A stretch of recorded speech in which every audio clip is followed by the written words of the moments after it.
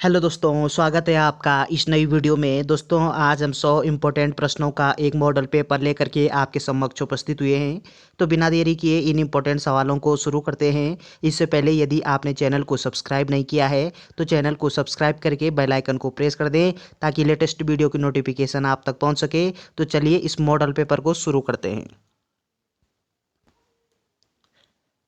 इस वीडियो का पहला प्रश्न है, प्रेमचंद द्वारा रचित कायाकल्प है। तो प्रेमचंद जी के द्वारा रचित कायाकल्प कौन सा है? इन चारों में से आपका आंसर होगा कि कहानी ये किसके द्वारा रचित है? प्रेमचंद के द्वारा। ऑप्शन बी सही उत्तर दिया गया। अगला प्रश्न है, केंद्रीय अनुवाद ब्यूरो की स्थापना हुई थी। केंद्रीय अनुवाद ब्यूरो ये कहाँ पे अवस्थित है? आपका आंसर होगा कि ये नई दिल्ली में अवस्थित है। इसकी स्थापना कब होती है? आपका आंसर होगा कि वर्ष 1971 में ये स्थापित होता है। इसकी स्थापना होती है। ऑप्शन बी सही उत्तर दिया गया। अगला प्रश्न है, निम्नलिखित में से तद्भव शब्द है। तो इन चारों में से तद्भव शब्द कौन सा दिया गया है? आपका आंसर है तद्भव शब्द होगा यहाँ पे किवाड़। ऑप्शन ए सही उत्तर दिया गया। बाकी ये जो अक्षी शब्द है, कीट शब्द है और कंदव शब्द है, ये तत्सम शब्द हैं।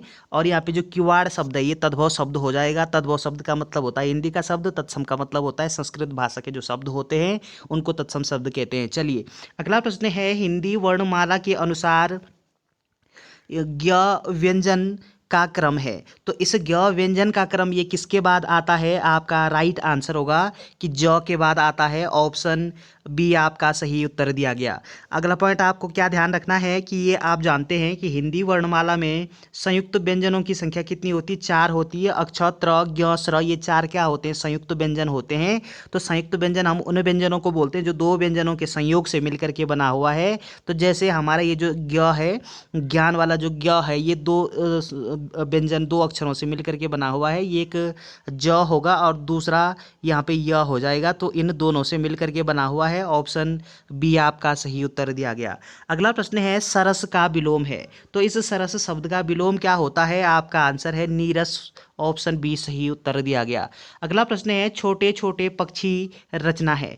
तो छोटे छोटे पक्षी ये रचना किसके द्वारा लिखित रचित रचना है? आपका राइट आंसर होगा कि शैलेश मटियानी जी की रचना है छोटे छोटे पक्षी। ऑप्शन ए आपका राइट आंसर दिया गया। अगला प्रश्न है कि अव्ययी के भेद होते हैं। अव्ययी कितने भेद होते हैं? अव्ययी के आपका राइट आंसर होगा अव्ययी के होते हैं 4 भेद। ऑप्शन बी आपका सही उत्तर दिया गया। अगला प्रश्न है कि राम ने पुस्तक पढ़ी है, इस वाक्य में वाच्य है। राम ने पुस्तक पढ़ी, इस वाक्य में आपको वाच्य का प्रकार बताना है। कौन सा वाच्य हो जाएगा इसमें?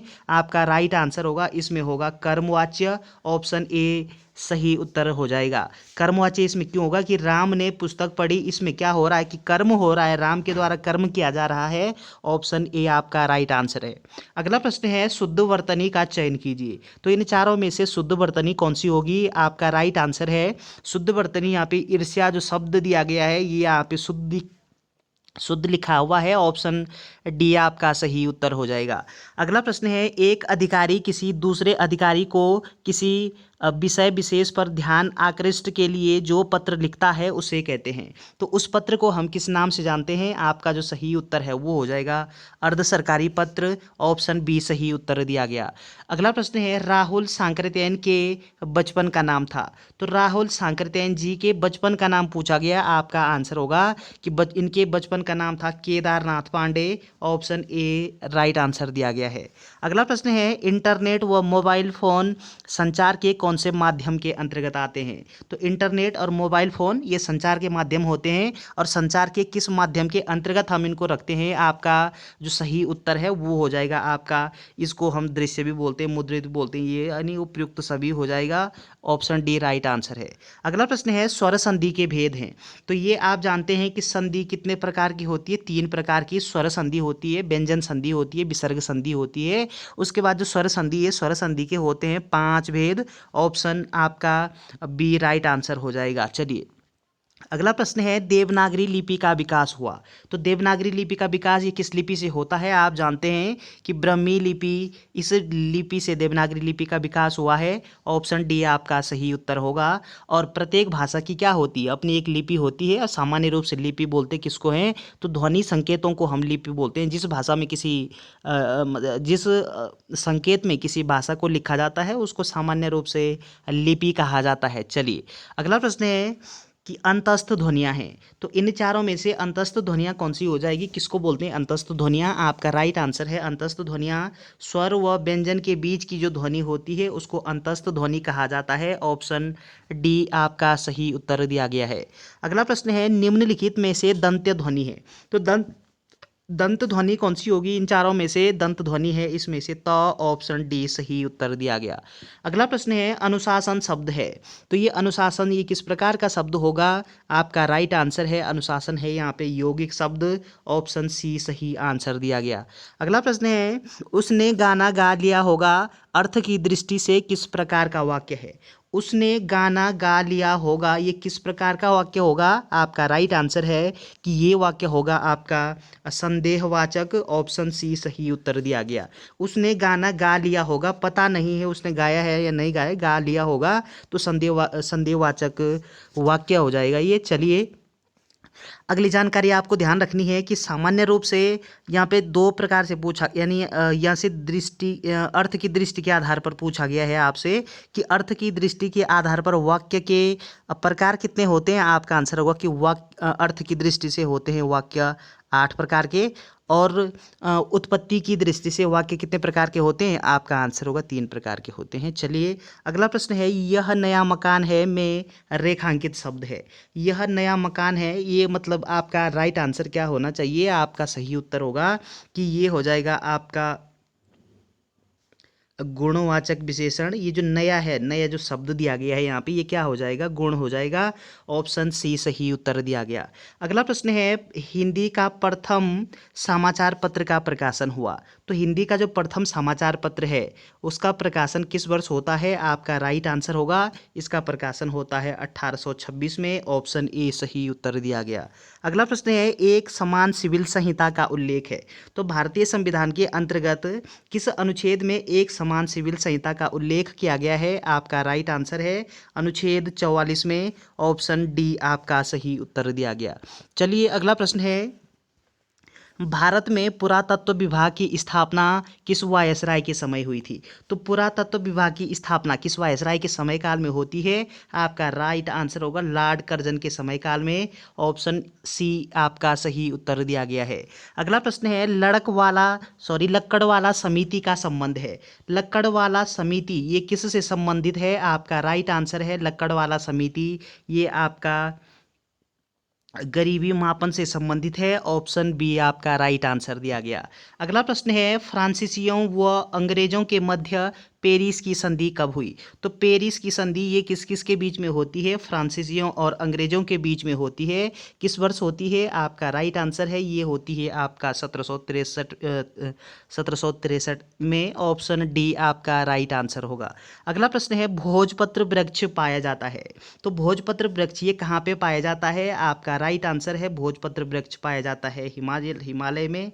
ऑप्शन सी आपका सही उत्तर दिया गया। अगला प्रश्न है फूलों की घाटी को विश्व धरोहर में कब शामिल किया गया? ये आप जानते हैं कि फूलों की घाटी की जो खोज है यानी इसकी स्थापना होती है वर्ष 1982 में और वर्ष 2005 में इसको विश्व धरोहर घोषित किया गया। ऑप्शन बी आपका सही उत्तर दिया गया है। अगला प्रश्न है लिस्सर सहायक नदी है। तो ये लिस्सर किसकी सहायक नदी होगी? आपका सही आंसर है ये है पूर्वी धौलीगंगा नदी की। ऑप्शन बी आपका सही उत्तर होगा। अगला प्रश्न है माउंटबेटन योजना को कब प्रस्तुत किया गया? तो माउंटबेटन योजना ये कब प्रस्तुत होती है? आपका आंसर है कि ये प्रस्तुत होती है आपकी कौन सी माउंटबेटन योजना? 3 जून 1947 को। ऑप्शन सी सही उत्तर दिया गया। अगला प्रश्न है असम व पश्चिम बंगाल के मध्य सीमा बनाने वाली नदी है। तो असम और पश्चिम बंगाल के बीच में सीमा कौन सी नदी बनाती है? आपका आंसर है कि यहाँ पे जो संकोश नदी है ये असम और पश्चिम बंगाल के बीच में सीमा बनाने का कार्य करती है। ऑप्शन सी आपका सही उत्तर दिया गया। अगला प्रश्न है पुरुषोत्तम पंत किस चंद शासक का सेनापति था? पुरुषोत्तम पंत पूछा गया, किस चंद शासक का सेनापति था? आपका सही आंसर है रुद्रचंद का, ऑप्शन ए आपका सही उत्तर दिया गया है। अगला प्रश्न है, टिहरी में बैंक ऑफ गढ़वाल की स्थापना किसने की? तो बैंक ऑफ गढ़वाल की स्थापना ये टिहरी के अंतर्गत किसके द्वारा की जाती है, किस शासक के द्वारा की गई थी? आपका राइट आंसर है ये की गई थी कीर्ति शाह के द्वारा, ऑप्शन डी आपका राइट आंसर है।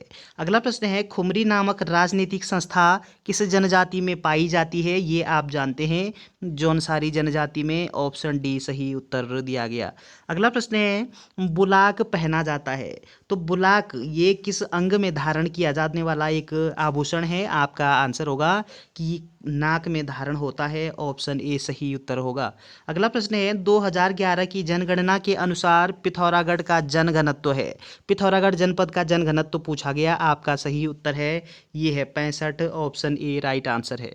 अगला प्रश्न है, गोचर मेले की शुरुआत हुई थी, गोचर मेला ये चमोली में आयोजित होता है, चमोली के गोचर नामक शहर में ये आयोजित होता है, और इसकी शुरुआत कब होती है? 1943 में, ऑप्शन डी सही उत्तर है।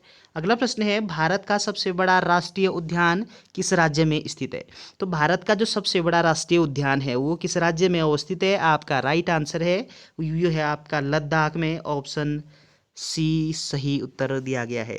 अगला प्रश्न है, भारत व अफगानिस्तान के मध्य डुरंड रेखा निर्धारित की गई थी, तो ये जो डुरंड रेखा है ये किस किस के बीच में है? भारत और अफगानिस्तान के मध्य है, और इसका जो निर्धारण है वो किस वर्ष किया गया? आपका राइट आंसर है ये 1896 में निर्धारित की गई थी, ऑप्शन ए आपका सही उत्तर दिया गया।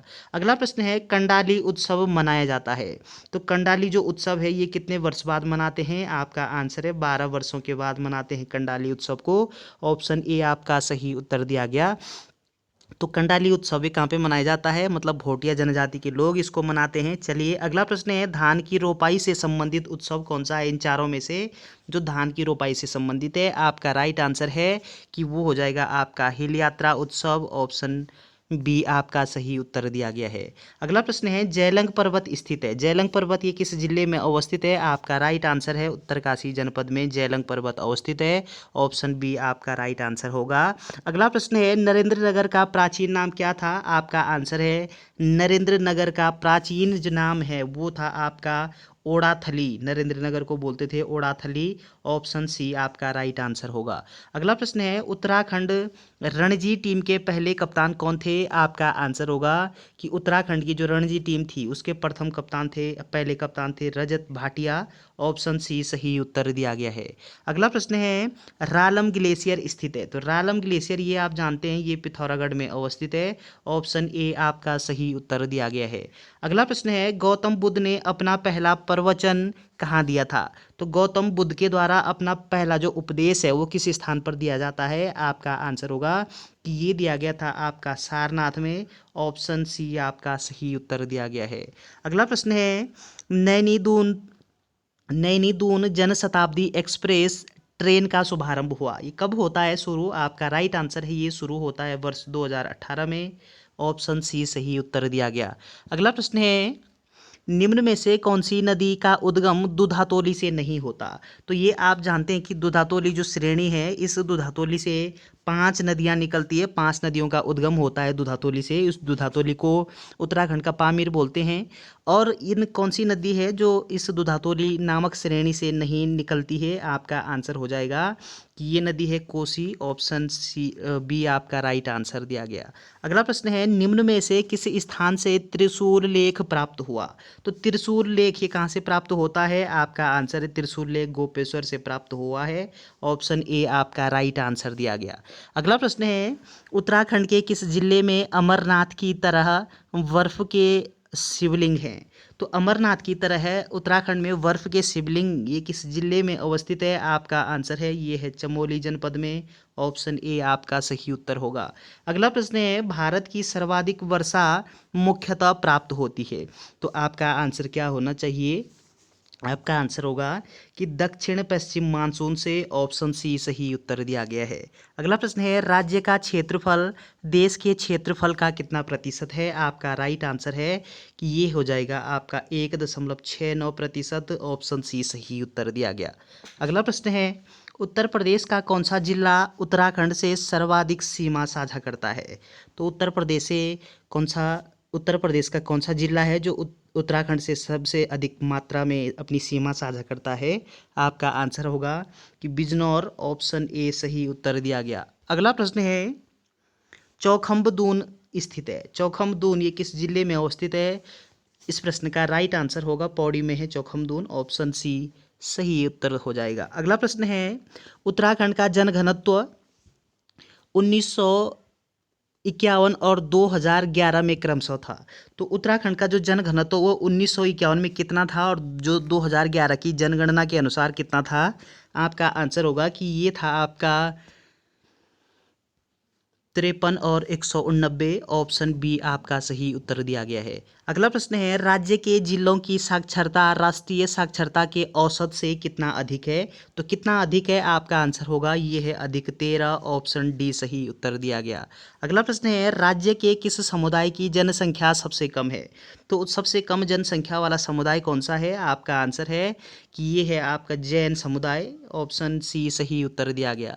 अगला प्रश्न है, निम्न में से कौन भारतीय संविधान की प्रस्तावना में उल्लेखित नहीं है या उल्लेखित नहीं है? आपका आंसर होगा कि संविधान की प्रस्तावना में इन चारों में से जो उल्लेखित नहीं है वो है आपका धार्मिक न्याय। ऑप्शन डी आपका सही उत्तर दिया गया। सामाजिक न्याय का उल्लेख है, राजनीतिक न्याय का उल्लेख है, आर्थिक न्याय का उल्लेख है, धार्मिक न्याय का उल्लेख संविधान की प्रस्तावना में नहीं वर्णित है। ऑप्शन डी आपका सही उत्तर दिया गया। और ये आप जानते हैं कि संविधान की जो प्रस्तावना होती है इसको हम क्या बोलते हैं? इसमें संशोधन कितने बार होता है? एक बार होता है। कब हुआ इसमें संशोधन? तो इसमें 1976 में संशोधन होता है। 3 शब्दावली इसमें जोड़ी जाती है। धर्म क्या कौन कौन सी शब्दावली जोड़ी जाती है? 3 शब्दावली।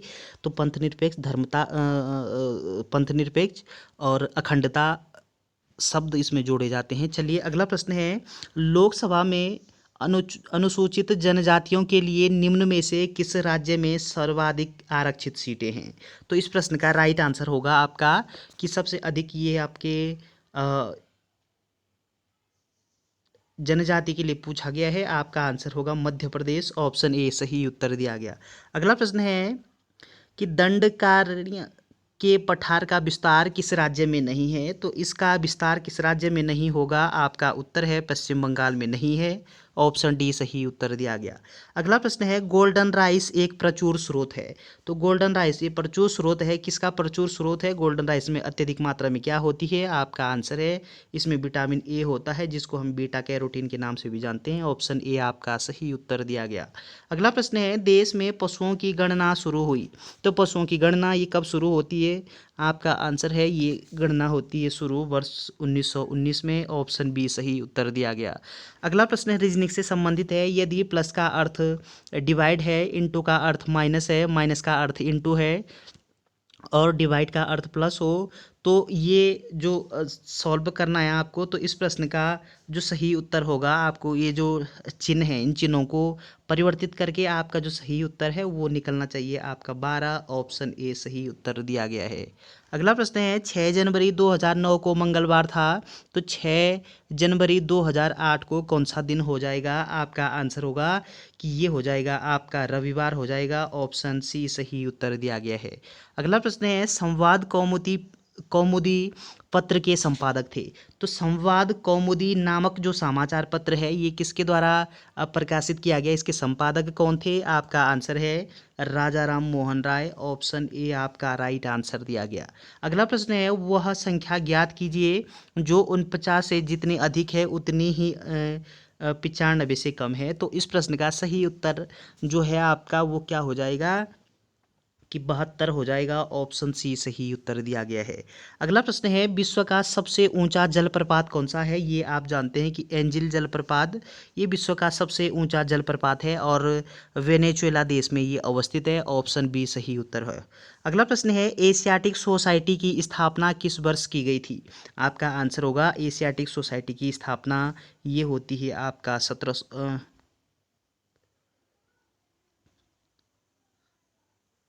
एशियाटिक सोसाइटी की स्थापना ये कब होती है? आपका राइट आंसर होगा 1784 में। ऑप्शन बी सही उत्तर दिया गया है। चलिए, मुझे थोड़ा कन्फ्यूजन हो रहा है, आप अगर क्लियर हैं तो कमेंट बॉक्स में टाइप कीजिएगा। चलिए, अगला प्रश्न है, सिखों के 10वें गुरु गुरु गोविंद सिंह का जन्म स्थल है। तो गुरु गोविंद सिंह के सिखों के 10वें क्रम के गुरु थे और इनका जन्म कहाँ पे होता है? आपका सही आंसर होगा कि इनका जन्म होता है आपका पटना साहिब में। ऑप्शन डी सही उत्तर दिया गया। अगला प्रश्न है, निम्न में मेमोरी की सबसे बड़ी इकाई है। तो मेमोरी की सबसे बड़ी इकाई क्या होती है? इन चारों में से आपका सही उत्तर है कि मेमोरी की सबसे बड़ी इकाई होती है टीबी, टेराबाइट बोलते हैं जिसको। ऑप्शन का आंसर है कि ये HTML ये वेब ब्राउज़र का उदाहरण नहीं है। ऑप्शन डी सही उत्तर दिया गया। अगला प्रश्न है, शून्य की खोज किसने की? तो ये आप जानते हैं, शून्य की खोज आर्यभट्ट के द्वारा की गई है। ऑप्शन बी सही उत्तर दिया गया। अगला प्रश्न है, गुप्त काल में सर्वाधिक लोकप्रिय देवता कौन थे? आपका आंसर है सर्वाधिक लोकप्रिय देवता थे विष्णु। ऑप्शन बी आपका सही उत्तर हो जाएगा। चलिए, अगला प्रश्न है, राज्यसभा है एक, तो राज्यसभा क्या है? ये एक स्थायी सदन है। ऑप्शन ए सही उत्तर दिया गया। अगला प्रश्न है, विशु पंचायत दियाई त्योहार है, ये किसके त्योहार होते हैं? आपका राइट आंसर है ये जौनसारी त्योहार होते हैं। ऑप्शन ए आपका सही उत्तर होगा। अगला प्रश्न है, उत्तराखंड में मत्स्य नीति लागू की गई। तो उत्तराखंड ये पहला राज्य है जिसके द्वारा मत्स्य नीति लागू की गई है और उत्तराखंड में मत्स्य नीति 2002 में लागू होती है। ऑप्शन ए आपका सही उत्तर दिया गया। चलिए, अगला प्रश्न है, उत्तर का वाराणसी उपनाम है। तो उत्तर का वाराणसी उपनाम से हम किस जनपद को जानते हैं? आपका आंसर है इसको बोलते हैं हम बागेश्वर को। ऑप्शन सी सही उत्तर दिया गया। अगला प्रश्न है, रांची स्टेडियम स्थित है। रांची स्टेडियम ये किस जनपद में है? आपका सही उत्तर है पौड़ी गढ़वाल में अवस्थित है। ऑप्शन सी सही उत्तर दिया गया। अगला प्रश्न है, गोविंद वल्लभ पंत हिमालयन पर्यावरण संस्थान ये कहाँ पे अवस्थित हो जाएगा? आपका सही आंसर होगा कि चमोली जनपद के गोपेश्वर में। ऑप्शन ए आपका सही उत्तर होगा। अगला प्रश्न है, चंद्रप्रभा एतवाल को पद्मश्री से कब सम्मानित किया गया? तो चंद्रप्रभा एतवाल जी को पद्मश्री सम्मान से विभूषित किया गया है और कब दिया गया? आपका राइट आंसर होगा कि इनको दिया जाता है 1993 में। ऑप्शन डी सही उत्तर दिया गया। अगला प्रश्न है, मनसबदारी प्रथा किसने प्रारंभ की थी? तो ये आप जानते हैं कि मनसबदारी जो प्रथा है ये अकबर के द्वारा शुरू की जाती है। ऑप्शन डी सही उत्तर होगा। अगला प्रश्न है कि ब्रिक संघ किस वर्ष ब्रिक्स में परिवर्तित हुआ है? आपका सही उत्तर होगा कि ये परिवर्तित हुआ है वर्ष 2010 में। ऑप्शन ए सही उत्तर दिया गया। अगला प्रश्न है, एक वैश्विक स्पर्धात्मक सूचकांक रिपोर्ट प्रकाशित करता है? तो इस प्रश्न का राइट आंसर होगा आपका कौन करता है? दी वर्ल्ड इकोनॉमिक फोरम करता है। ऑप्शन बी सही उत्तर दिया गया। अगला प्रश्न है, उत्तराखंड में बांज बुरांस के पौधे हैं। आपका राइट आंसर है जसमाल राणा जो हैं ये आपके निशानेबाज हैं। ऑप्शन ए सही उत्तर दिया गया। अगला प्रश्न है कि फड़का नौली एवं पेटशाला शैलाश्रय ये इसकी खोज किसके द्वारा की गई थी? आपका आंसर है इसकी खोज की गई थी यशोधर मठपाल के द्वारा। ऑप्शन सी सही उत्तर दिया गया। अगला प्रश्न है, उत्तराखंड में सर्वप्रथम आलू की खेती किसने शुरू की थी? तो आलू की खेती से उत्तराखंड को रूबरू कौन करवाते हैं? आपका राइट आंसर होगा कि नॉर्मल गिल ये आलू की खेती करते हैं सबसे पहले उत्तराखंड में। ऑप्शन सी सही उत्तर दिया गया। अगला प्रश्न है, गोरखा शासन में शुभ अवसरों पर जैसे शुभ अवसर जैसे विवाह आदि पर लिया जाने वाला कर होता था, कौन सा कर होता था? कि जैसे शुभ अवसर पर विवाह इत्यादि होता था अगर गोरखा शासनकाल, उस समय कौन सा कर वसूलता था? आपका राइट आंसर होगा कि ये था आपका टीका भेंट। ऑप्शन डी सही उत्तर दिया गया है।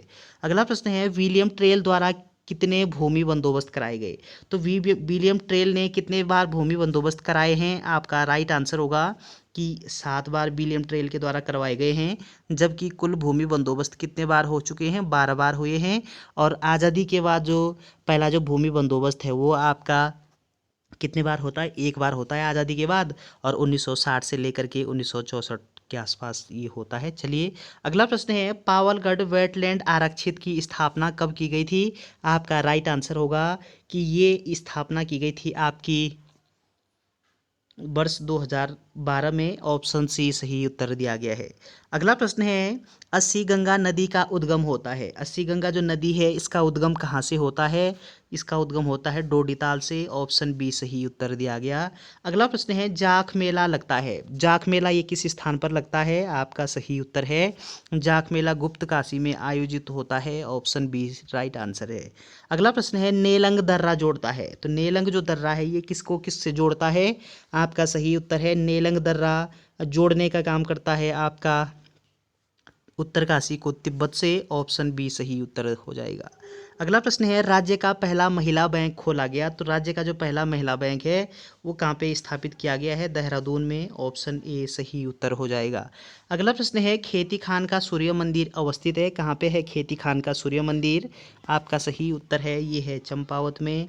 ऑप्शन ए सही उत्तर दिया गया है।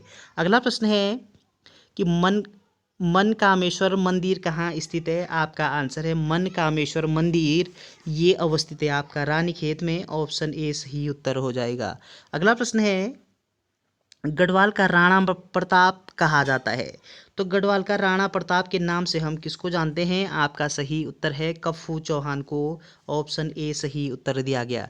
अगला प्रश्न है, राज्य में वन पंचायतों का गठन हुआ है। वन पंचायतों का गठन कब हुआ? आपका आंसर है 1931 में। ऑप्शन बी सही उत्तर है। अगला प्रश्न है, वीर चंद्र सिंह गढ़वाली राजकीय मेडिकल कॉलेज अवस्थित है। आपका सही उत्तर है राजकीय मेडिकल कॉलेज ये है आपका श्रीनगर में। ऑप्शन ए आपका सही उत्तर हो जाएगा। कहाँ पे है? श्रीनगर में। चलिए अगला प्रश्न है, कुमाऊं में अल्मोड़ा शैली की रामायण की शुरुआत हुई। तो कुमाऊं में अल्मोड़ा शैली की जो रामायण है इसकी शुरुआत किस वर्ष होती है? आपका राइट आंसर है 1860 में। ऑप्शन बी आपका सही उत्तर दिया गया। अगला प्रश्न है, उत्तराखंड में सर्वोच्च ऊंचाई पर बसा नगर कौन सा है इन चारों में से? तो सबसे अधिक ऊंचाई पर बसा हुआ जो नगर है वो हो जाएगा आपका बद्रीनाथ। ऑप्शन सी सही उत्तर दिया गया है।